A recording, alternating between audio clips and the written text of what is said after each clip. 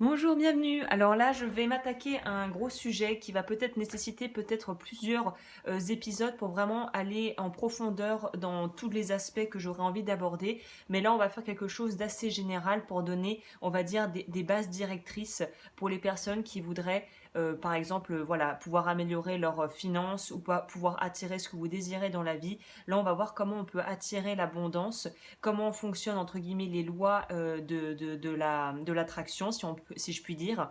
Et donc c'est un type de vidéo où tu vas juste voir mes petits doigts s'agiter et peut-être recommander des livres là que j'ai devant moi à la fin, mais tu peux très bien écouter ça sans avoir les images.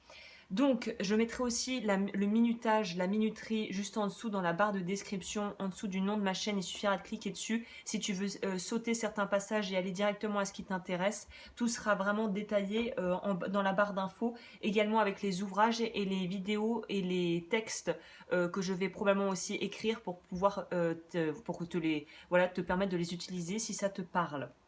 Donc là, je vais plutôt focaliser sur l'aspect finance, mais ça pourrait très bien marcher pour tout ce que tu voudrais manifester dans ta vie, que ça soit donc de l'argent, de l'amour ou des projets. On va dire la ligne directrice de base va pouvoir après être modulée et s'adapter à tes besoins. Donc c'est à toi de voir évidemment. Tu as ton libre arbitre, prends que ce qui résonne avec cette vidéo et sans plus tarder, on va rentrer dans le vif du sujet.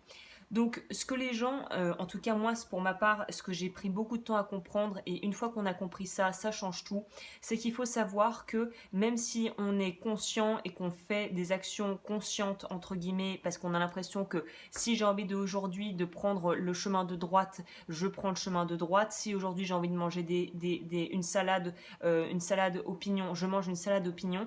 Sauf que ce qu'on ne comprend pas, c'est que la plupart du vrai moteur, du vrai impulse qui est en nous est en fait gouverné principalement, j'ai envie de dire à 80% par le subconscient.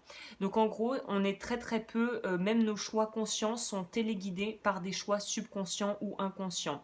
En gros, pour faire simple, on peut imaginer que le cerveau, l'esprit humain, est un ordinateur et que cet ordinateur a des programmes qui sont en fait ajoutés, téléchargés depuis que tu es né et même depuis avant pour les personnes qui croient aux mémoires prénatales et ce genre de choses. Mais là, je vais rester simplement sur on est avec déjà des programmes qui sont chargés dans l'ordinateur qui est notre cerveau. Plus on grandit, plus ça va en fait se poursuivre et en fait si on ne met pas à jour, si on n'actualise pas l'ordinateur, les programmes, eh bien il y a des programmes obsolètes qui vont continuer à régir notre vie même si ces programmes ne sont pas pour notre plus grand bien parce que le cerveau a cette capacité vraiment type machine et surtout à reproduire ce qu'il connaît, à avoir tendance à vouloir nous protéger de la nouveauté et d'avoir peur de l'inconnu, donc de refaire en boucle les choses qu'on fait déjà. C'est pour ça qu'on se retrouve souvent dans des schémas répétitifs, notamment là pour le coup dans les histoires amoureuses où on ne comprend pas pourquoi on attire toujours le même genre de personnes et que ça finit toujours mal en règle générale. C'est qu'on n'a peut-être pas travaillé sur des croyances limitantes et qu'on n'a pas mis à jour notre ordinateur qui est notre cerveau.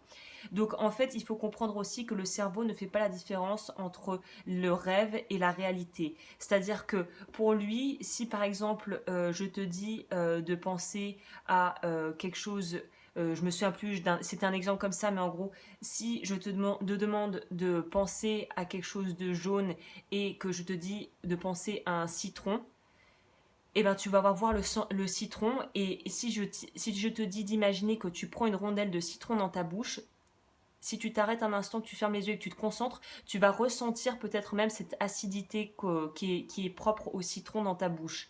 Donc ça t'explique bien en fait que la plupart de ce que l'on pense de toute façon, que ça soit dans la réalité ou que ça soit des choses que l'on pense juste dans notre esprit comme des rêveries, en fait l'esprit peut réussir à matérialiser ça, mais il y a quand même une procédure à suivre. Donc je vais aller plus lentement là-dedans, plus en profondeur là-dedans, mais là, donc voilà, c'était un petit peu pour te donner le tableau. Évidemment, j'ai pris des notes là.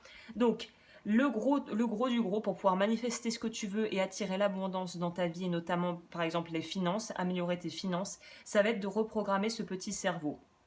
La première chose à faire, qui est la plus importante, c'est petit 1, localiser les croyances limitantes pour les remplacer par des nouvelles. On en revient à ma métaphore de l'ordinateur. Si les programmes sont obsolètes, on ne peut pas, il y a des programmes malheureusement qu'on ne peut pas complètement supprimer. Par contre, on peut soit les mettre à jour, soit les remplacer par de nouveaux programmes, à savoir de nouvelles croyances, qui vont nous permettre en fait de pouvoir évoluer et avancer dans notre vie et être vraiment en accord aussi avec ce que l'on désire vraiment au fond de nous et ce que l'on a dans le cœur. Donc, pour pouvoir remplacer ces croyances, il faut d'abord les voir et savoir qu'est-ce que c'est. Donc, je te conseille là peut-être de noter sur un papier et de faire ça vraiment tranquillement et de prendre ton temps de faire ça. Pas besoin de faire 6 pages là-dessus, mais note spontanément ce qui te vient à l'esprit. Déjà, la première question que j'aurais envie que tu te poses, si on focalise par rapport à l'argent, mais remets dans le contexte si tu voudrais rencontrer l'amour ou lancer un projet de vie, c'est l'argent, pourquoi faire? Pourquoi est-ce que je veux avoir de l'argent? Et c'est là qu'il va falloir que tu creuses vraiment parce qu'il n'est pas question juste de dire c'est juste pour pouvoir avoir voilà avoir pour pouvoir m'acheter le dernier téléphone ou le dernier truc. C'est si tu achètes le dernier téléphone, à quoi ça va vraiment te servir ultimement? Quelle est la plus-value là-dedans dans le fait de pouvoir avoir ce téléphone? Est-ce que c'est parce que tu veux lancer, par exemple, du contenu sur YouTube ou du contenu sur Internet et que tu aurais besoin d'un appareil photo ou de quelque chose qui fasse office d'appareil photo en plus polyvalent? Du coup, le téléphone pourrait te permettre de pouvoir lancer un projet qui te tient à cœur et quelque chose qui te permettrait d'évoluer dans ta vie. Si c'est juste avoir le téléphone ou avoir la nouvelle voiture ou avoir le dernier sac à la mode, ça ne fonctionne pas parce qu'il faut qu'il y ait vraiment une énergie, une émotion attachée à ça, qui soit vraiment quelque chose qui te porte et qui te donne envie de l'avoir, sinon ça ne fonctionnera pas. Donc déjà, première question, l'argent, pourquoi faire? Pourquoi est-ce que tu veux de l'argent? À quoi ça va te servir cet argent? Qu'est-ce que tu vas te ressentir si tu as cet argent? Ensuite, on va se poser la question, qu'est-ce que l'argent représente pour moi? Donc là, typiquement, on va commencer la phrase par l'argent, c'est... Et là, tu laisses spontanément venir à toi ce qui vient. C'est des problèmes, c'est compliqué, c'est mauvais, c'est la liberté. Là, tu vas faire une liste un peu comme un brainstorming de tout ce qui remonte jusqu'à ce que tu n'aies plus rien en stock. L'argent, c'est 3 petits points et tu remplis. Ensuite, la troisième question à se poser, c'est qu'est-ce qui se passerait? Alors, une fois que tu as fait ça, tu vas noter toutes les choses qui sont des croyances ou que tu vois qui sont des choses qui sont des ressentis qui te font te sentir mal dans ton corps, qui te compressent, qui te compriment, qui te font éprouver de la peur, du stress, de l'angoisse, de la rage, de la colère. Toutes les phrases que tu as mis, l'argent c'est 3 petits points qui te font te sentir mal, tu vas mettre une croix à côté et ensuite tu vas te demander qu'est-ce qui se passerait si j'abandonnais ces croyances? Qu'est-ce qui se passerait si j'arrêtais de croire ça? Tu vas noter ce qui se passe en toi et tu vas noter ce qui se passerait si tu lâchais ces croyances. Et l'étape fondamentale, la quatrième étape, c'est trouver des contre-exemples. Est-ce que tu peux trouver une personne sur Terre qui a de l'argent et qui n'est pas forcément, par exemple, malveillant ou avare ou qui a fait du bien grâce à son argent? Est-ce que tu peux trouver un exemple ou trouver une personne que tu pourrais utiliser un petit peu comme un exemple, comme on dit en anglais, comme un role model, comme un exemple de réussite qui t'inspire profondément et pour qui tu as vraiment un véritable profond respect?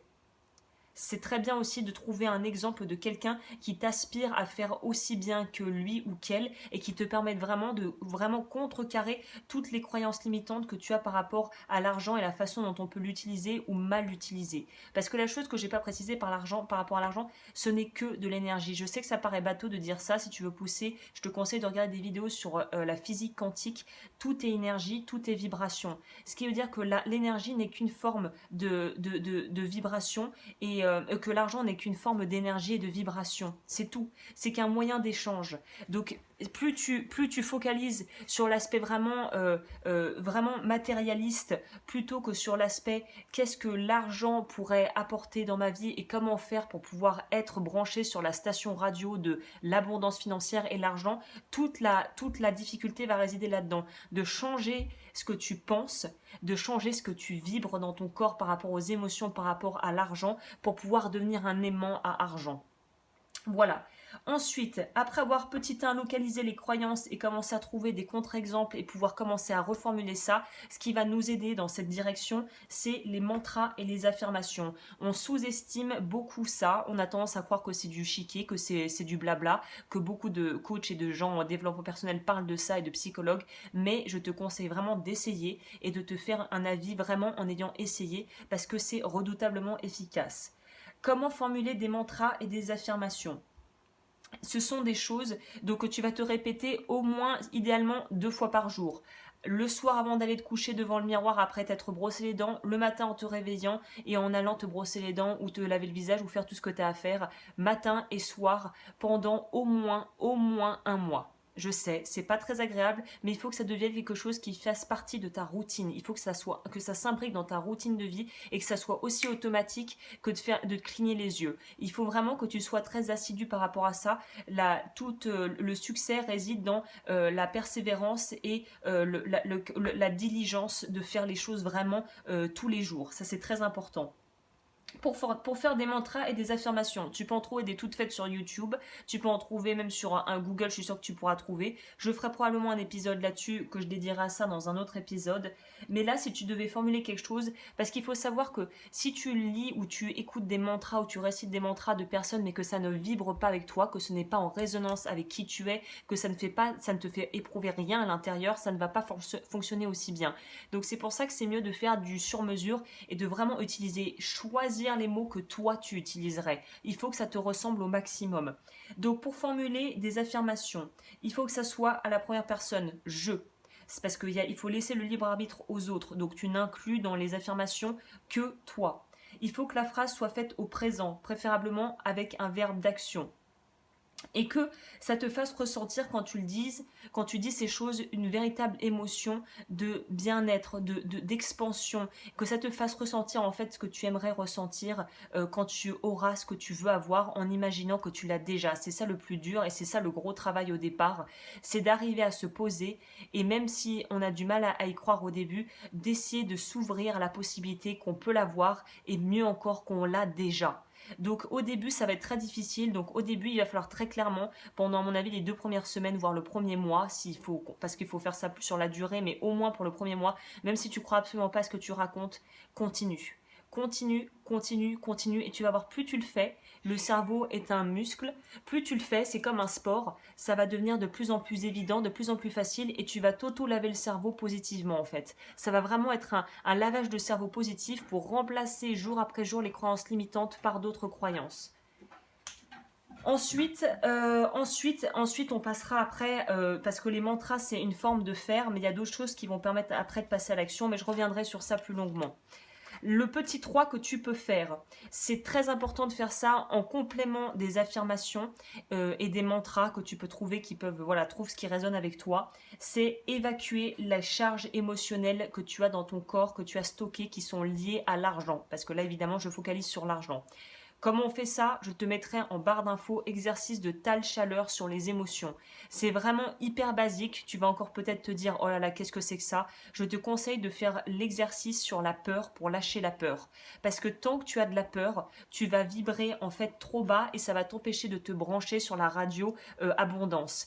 Tant qu'il y a de la peur, que ça soit dans ton esprit, que tu nourris à travers des pensées répétitives et un dialogue interne qui en fait te plonge vers le bas, te plonge et que tu stockes ça dans ton corps, tu ne vas pas pouvoir attirer l'abondance. Il faut dégager la peur, c'est primordial. Les affirmations seules peuvent marcher, mais ça ira 3 fois plus vite si tu ajoutes à ça une approche corporelle en incluant le corps et en travaillant sur ressortir tout ce qui est bloqué dans le corps au niveau émotionnel, notamment s'il y a beaucoup de charges au niveau de l'argent.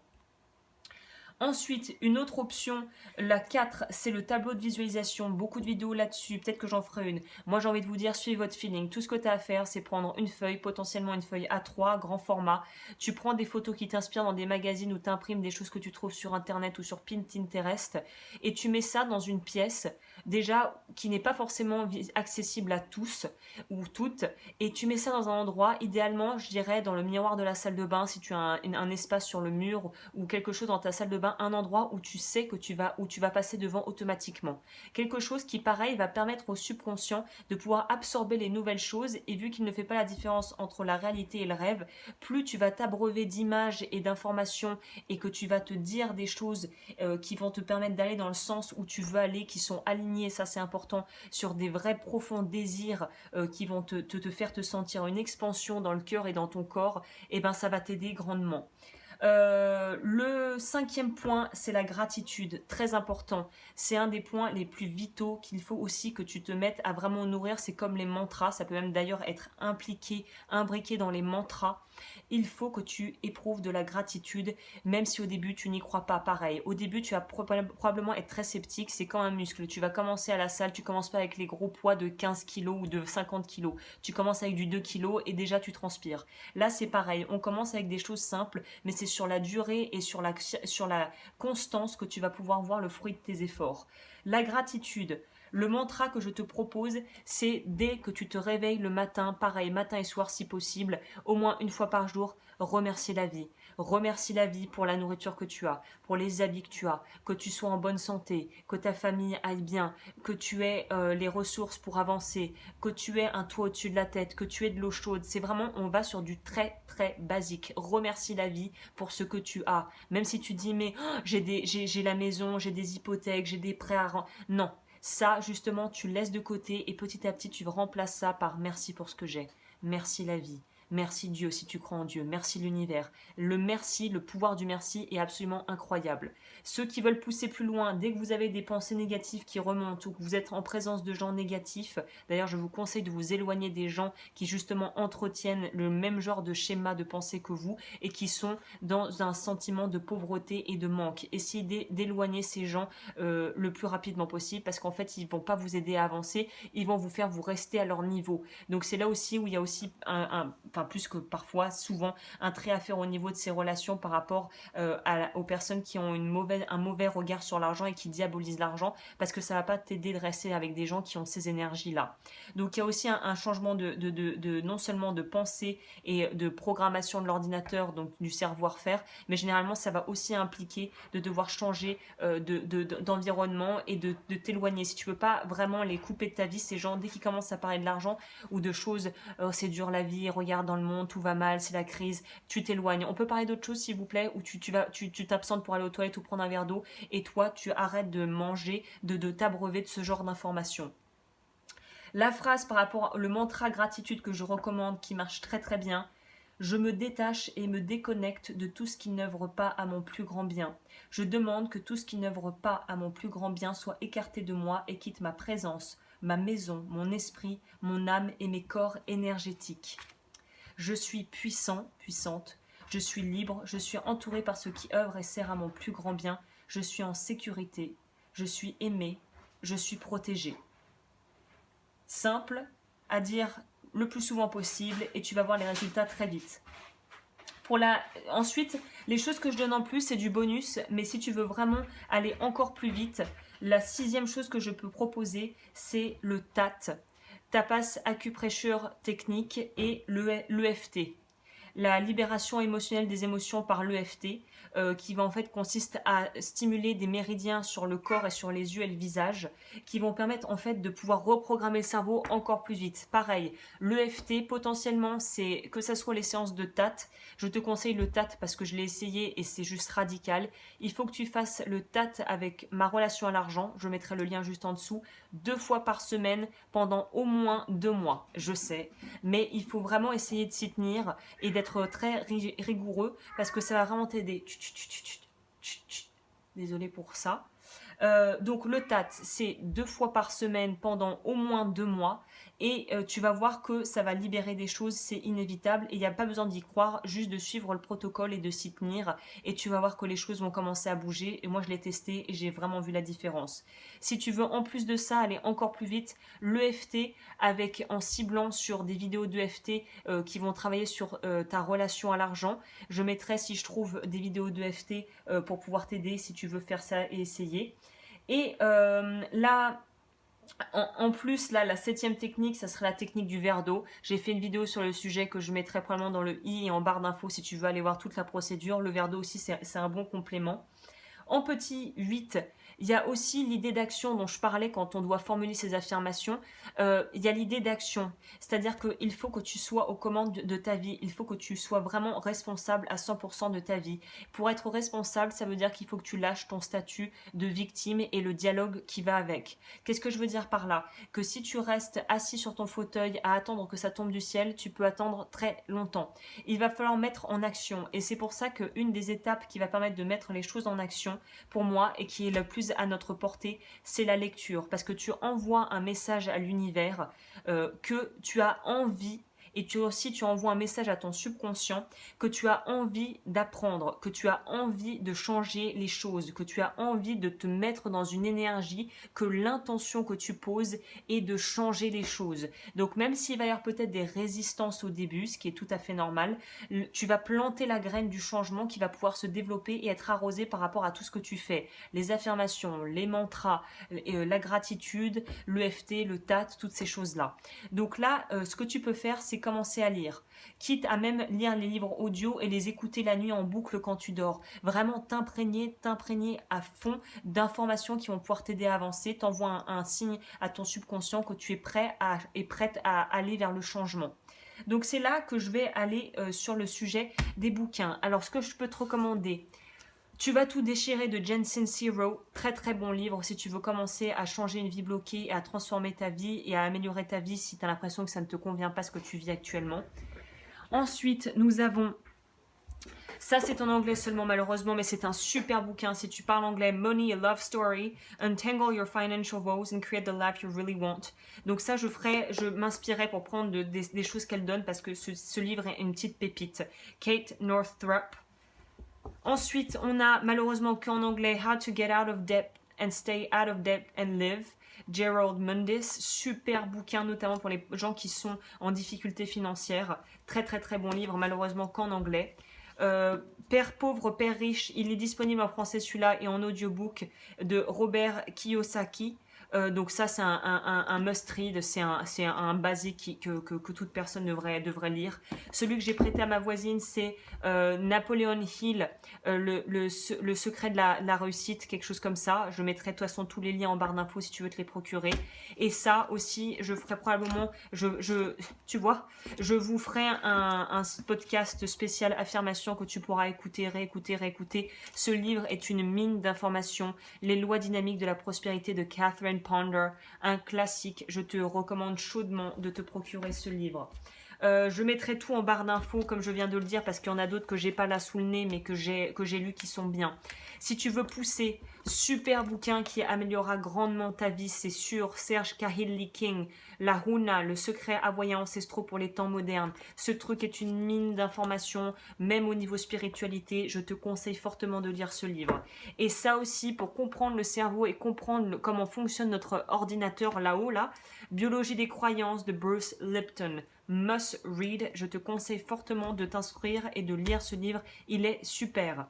Donc je crois que pour les bouquins, j'ai dit ce que j'avais à dire et la dernière chose que je laisse pour les personnes que ça intéresse qui sont encore là, le 9e conseil c'est ce qu'on appelle la dîme. Tous les bouquins d'ailleurs quasiment parlent de ça. La dîme, c'est il faut donner un certain pourcent de ce que tu gagnes, à toi de voir combien tu mets ton barème en fonction de ce que tu gagnes. Généralement c'est aux alentours de 10%. 10% de ce que tu gagnes doit être donné avec le cœur, hein. Ça doit pas être un truc mécanique, mais doit vraiment être donné avec le cœur et l'intention d'améliorer la vie qui t'entoure et le monde autour de toi. Ça doit être donné à soit une association caritative ou humanitaire, mais il y a 10% de ce que tu gagnes qui doivent partir, qui doivent être donnés pour rendre à la vie et pour faire comprendre pareil à la vie que tu es prêt à donner, donc la vie te donnera et recevra aussi. C'est un échange de bons procédés et c'est ça qui fait le mouvement comme le 8 de l'infinité, c'est je donne, ça veut dire que je suis prêt à recevoir encore plus. Donc la dîme, je ferai aussi un autre épisode sur ça, mais donner un montant de tout ce qu'on perçoit à des associations, c'est hyper important pour pouvoir continuer à faire bien fonctionner la loi de la prospérité. Donc là, je vais m'arrêter là. Pour les personnes qui veulent un petit extrait du livre de Tu vas tout déchirer, parce que il y a vraiment beaucoup d'informations que je trouve très intéressantes. Et ça, notamment le passage que je vais lire qui est en début de livre, va retracer avec, va en tout cas, très raccord, avec le conscient, le subconscient et les croyances. Donc, je te lis ça. La plupart des gens vivent dans une illusion fondée sur les croyances de quelqu'un d'autre, jusqu'à notre réveil, ce que ce livre devrait déclencher. Voici comment ça fonctionne. Les êtres humains ont un esprit conscient et un esprit subconscient. Nous n'avons conscience que du premier la plupart du temps parce que c'est là que nous traitons l'information, là que nous comprenons, jugeons, focalisons, critiquons, que nous angoissons sur la taille de nos oreilles et que nous décidons une bonne fois pour toutes d'arrêter la friture, que nous saisissons pourquoi 2 plus 2 égale 4 et que nous essayons de nous rappeler où nous avons posé ces foutus clés bordel.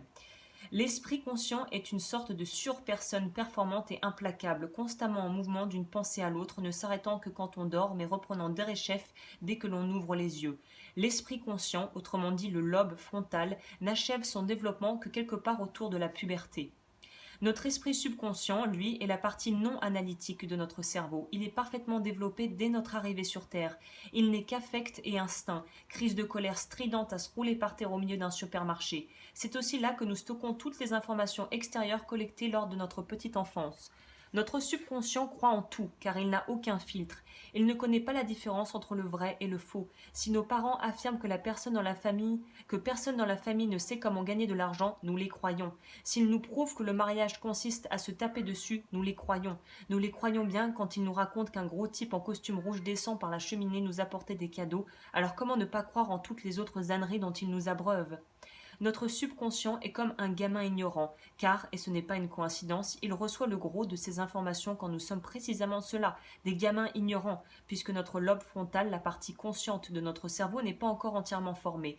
Nous tirons nos informations des mots, des sourires, des froncements de sourcils, des soupirs exaspérés, des haussements d'épaules, des larmes, des rires, etc., de ceux qui nous entourent sans aucun filtre, et toutes viennent s'incruster dans notre petit subconscient malléable comme la vérité, entre guillemets. Autrement dit, nos croyances, où elles vont vivre tranquillement, non analysées, jusqu'à ce qu'on ait passé des décennies en thérapie sur un canapé ou qu'on se réinscrive en cure de désintoxication pour la énième fois. Je peux à peu près garantir qu'à chaque fois que vous vous demandez en larmes « Putain, c'est quoi mon problème ?», la réponse est à chercher dans une fausse croyance grotesque logée dans votre subconscient que vous traînez depuis des années sans vous en rendre compte. C'est pourquoi le comprendre est de première importance. Voilà, je vais m'arrêter là. Je vais quand même vous finir sur ça. Voilà. Alors, passons tout de suite ça en revue. Notre subconscient tire les ficelles de nos vies. Il se fonde pour cela sur des informations non filtrées reçues durant notre enfance et que l'on peut appeler nos croyances.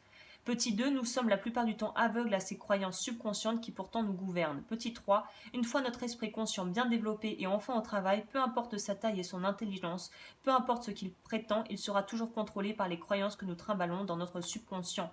Notre esprit conscient pense être aux commandes, mais ce n'est pas le cas. Notre esprit subconscient ne pense rien, mais il est aux commandes. Donc voilà, c'est un très très bon livre avec des exercices simples. Je te recommande fortement de commencer si tu veux commencer quelque part. Gen Zero, c'est très bien. Et là on a fait un autre d'ailleurs spécialement sur l'argent que j'ai trouvé, que je suis en train de lire.